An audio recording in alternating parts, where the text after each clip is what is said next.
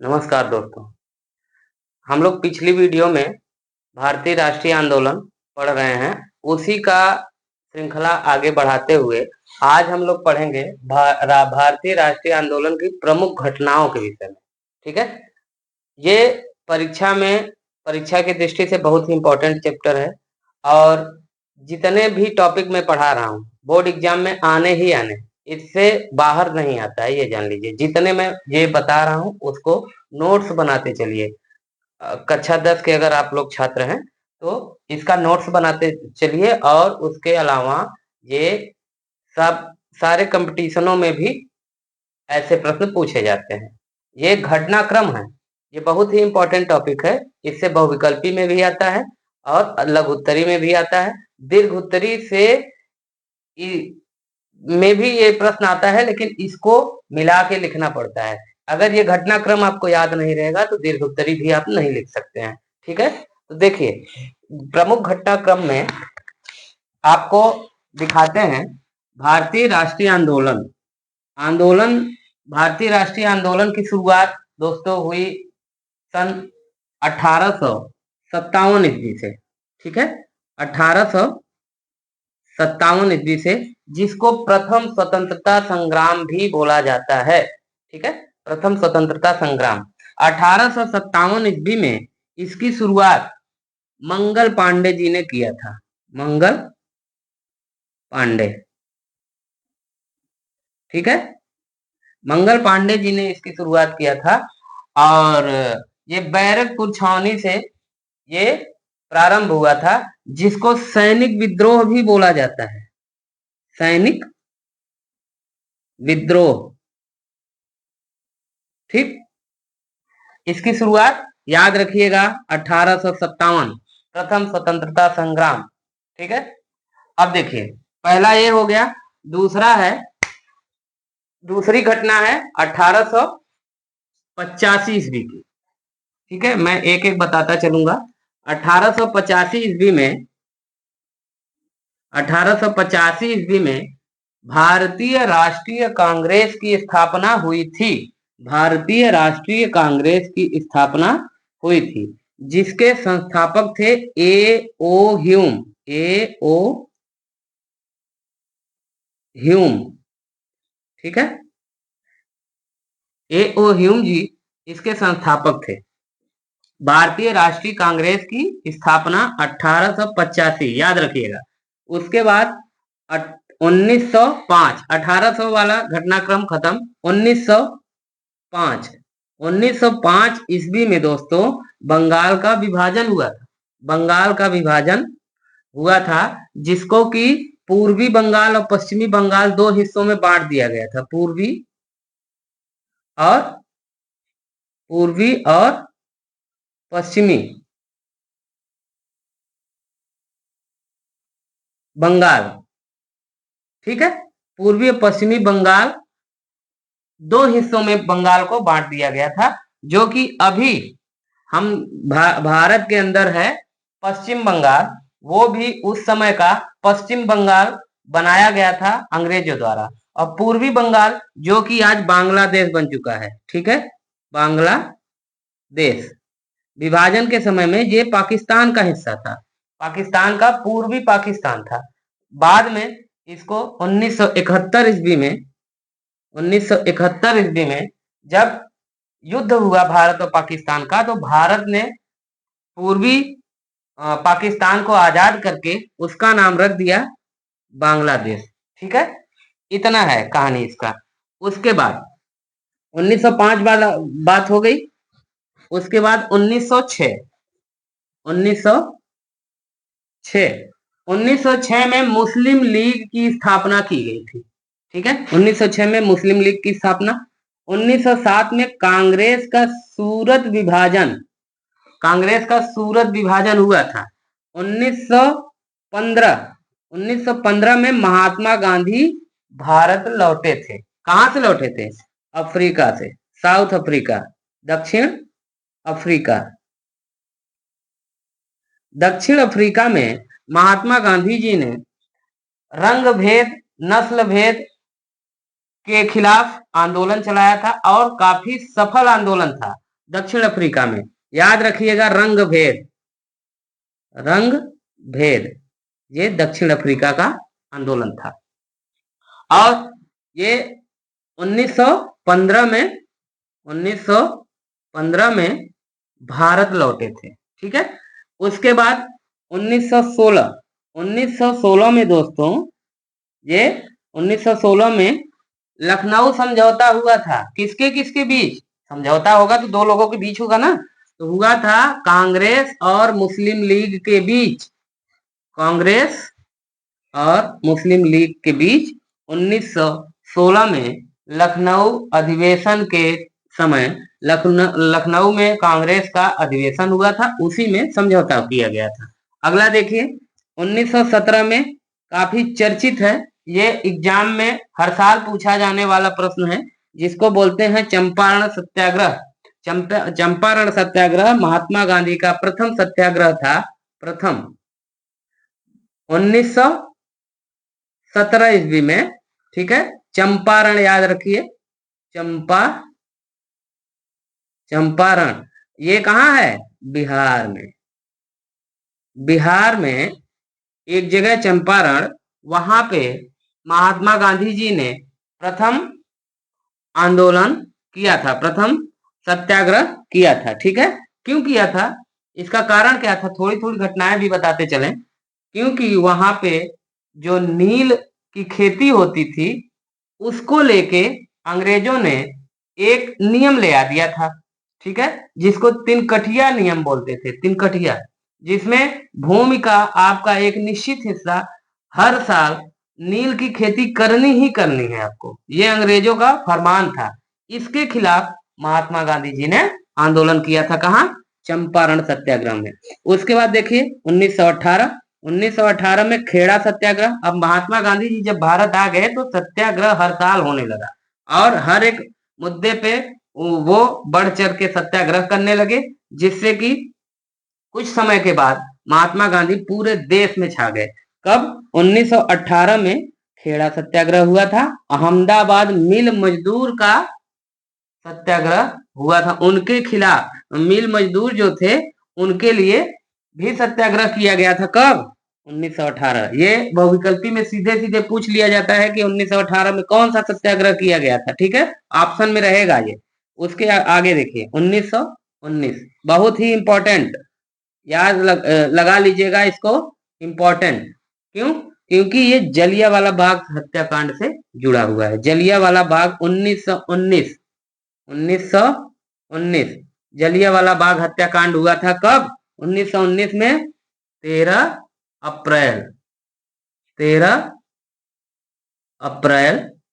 1919 ईस्वी में जलियांवाला बाग हत्याकांड हुआ था, याद रखिए। उसके बाद 1920 में 1920 से 1922 के बीच में चला था असहयोग आंदोलन। 1920 से 1922 हर साल कुछ न कुछ घटनाएं घट रही थी, कुछ न कुछ आंदोलन कर रहे थे।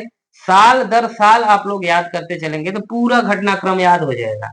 एक साथ अभी मेरे साथ याद करते चलिए कि 1920 से 1922 के बीच में असहयोग सत्याग्रह, असहयोग आंदोलन चला था। ठीक है। 1920 से लेके 1922 तक याद रखिए। फिर देखिए 1922 में ही एक घटना घट गई, जिसको बोलते हैं चौरी चौरा कांड। चौरी चौरा कांड। ठीक है। 1922 में ये कौन सी घटना थी? ये कहां पे हुई थी? गोरखपुर। अभी मैं आखिरी में आपसे सवाल पूछूंगा, आप आंसर दीजिएगा कमेंट बॉक्स में। ठीक है। गोरखपुर में ये घटना घटी थी, चौरी चौरा कांड, गोरखपुर में, याद रखिए। और वहां पे जब चौरी चौरा कांड घटना घट गई तो उसमें हुआ यह था कि गुस्साई भीड़ ने पुलिस वालों को जिंदा जला दिया था पुलिस स्टेशन में। तो इसके वजह से महात्मा गांधी जी नाराज हो गए, वो दुखी हो गए। क्यों दुखी हुए? क्योंकि वो अहिंसा के बल पे आजादी लेना चाहते थे, लेकिन अहिंसा के बल पे ना होके ये हिंसक घटनाएं होने लगी। जब हिंसक घटनाएं होने लगी तो महात्मा गांधी इस बात से दुखी होकर असहयोग आंदोलन वापस ले लिए। असहयोग वापस कब? 1922 ईस्वी में। क्यों? क्योंकि ये चौरी चौरा कांड हो गया था। उसके बाद देखिए 1927 में साइमन कमीशन का आगमन हुआ। साइमन कमीशन क्या था बताइए, कमेंट में बताइए, साइमन कमीशन क्या था? साइमन कमीशन, साइमन कमीशन देखिए दोस्तों, साइमन कमीशन वो था कि इसमें 7 सदस्यों की एक टीम बनाई गई थी भारत का निरीक्षण करने के लिए। 7 सदस्यों का टीम भारत का संविधान बनाने के लिए, भारत को एक नियम कानून देने के लिए 7 सदस्यों की एक टीम बनाई गई थी, जिसके हेड थे सर साइमन।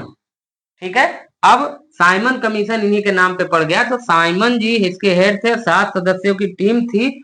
और इसकी प्रमुख बात क्या थी कि 7 के सातों अंग्रेज थे। ठीक है, 7 के सातों फिरंगी थे। अब देखिए सातों जब अंग्रेज थे, इससे प्रॉब्लम क्या हुई कि जो सातों लोग आए यहाँ पे उनका काफी विरोध होने लगा। क्यों विरोध होने लगा? क्योंकि जब भारतीय लोग ही नहीं रहेंगे तो भारतीयों की समस्या कैसे जानेंगे। इस वजह से इनका विरोध होने लगा। साइमन गो बैक, साइमन वापस जाओ, इसका नारा लगने लगा।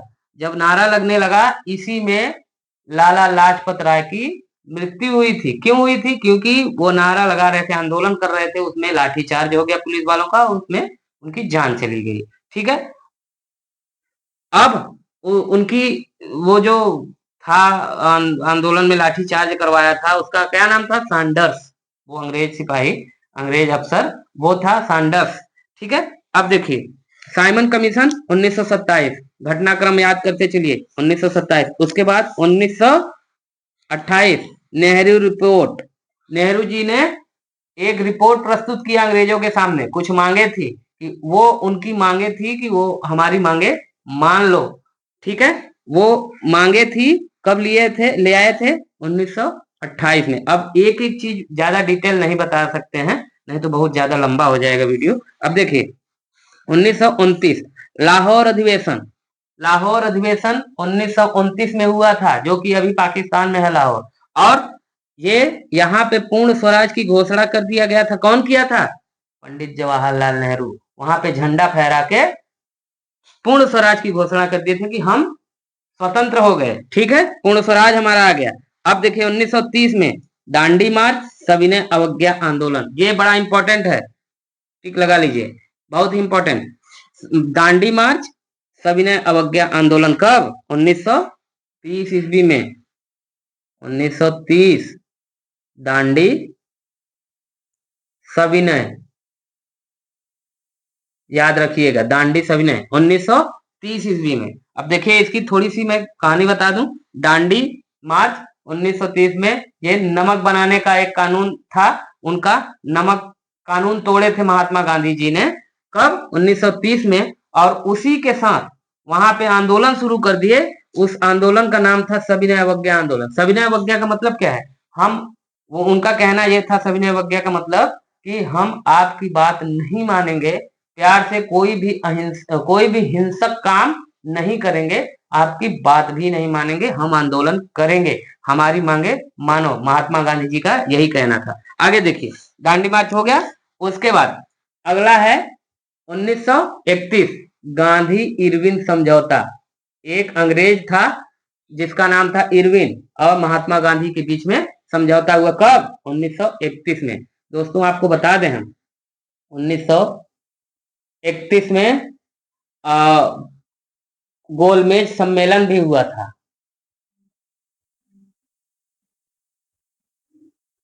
गोलमेज सम्मेलन। एक घटना और घटी थी, ये द्वितीय वाला था, सेकंड गोलमेज सम्मेलन। 3 गोलमेज सम्मेलन हुआ था, जिसमें से दूसरा वाला था 1931 में। एक घटना और घटी थी जो कि बहुत बड़े क्रांतिकारी की को फांसी दिया गया था। उनका नाम आप कमेंट बॉक्स में बताइए कि 1931 में किसको फांसी दिया गया था। अब आगे देखिए 18वां 1932 पूना पैक्ट।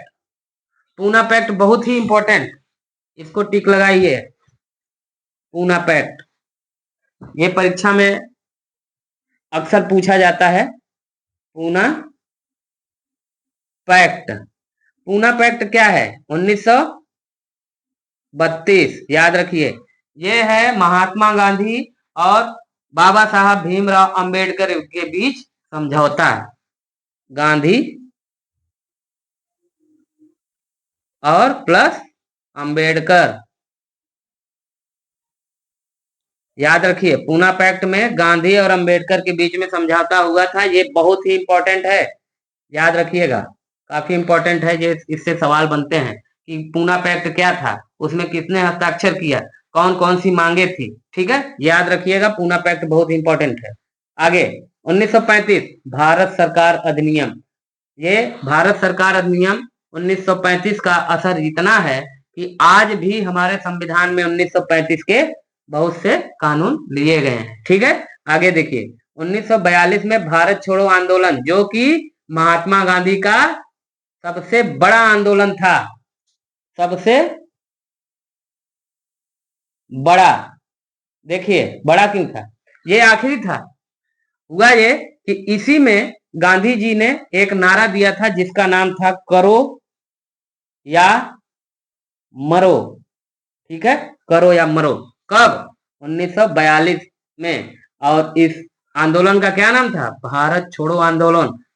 अंग्रेजों भारत छोड़ो। ठीक है, 1946 कैबिनेट मिशन की योजना बनाई गई। 1946 में कैबिनेट मिशन।